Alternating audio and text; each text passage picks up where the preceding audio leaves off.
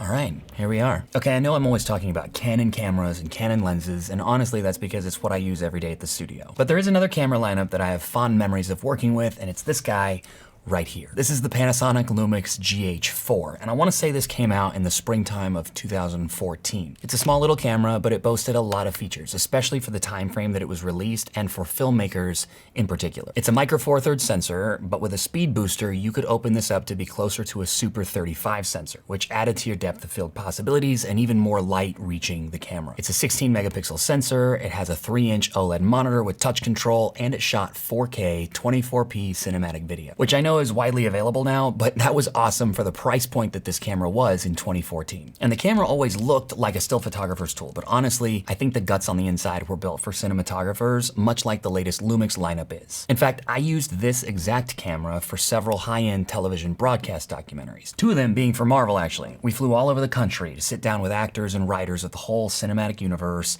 and aired on ABC. The whole thing was shot on this guy right here, the Lumix GH4. The camera is not what's stopping you from progressing. The knowledge of how to use it might be, or the decision to take that next step might be, but if you're waiting for the right camera before you pursue a dream, you're sadly going to be waiting a really long time. Now, I did end up upgrading to the GH5 in 2017, and I used this one on several productions as well. I never did move on to the GH6 or the current GH7, but honestly, it is a great line of cameras, especially if video is your thing. So yes, I do shoot with Canon for photography, but I keep these on a shelf over here that I always look over at pretty fondly. Is there a camera like that for you? Let me know in the comments below.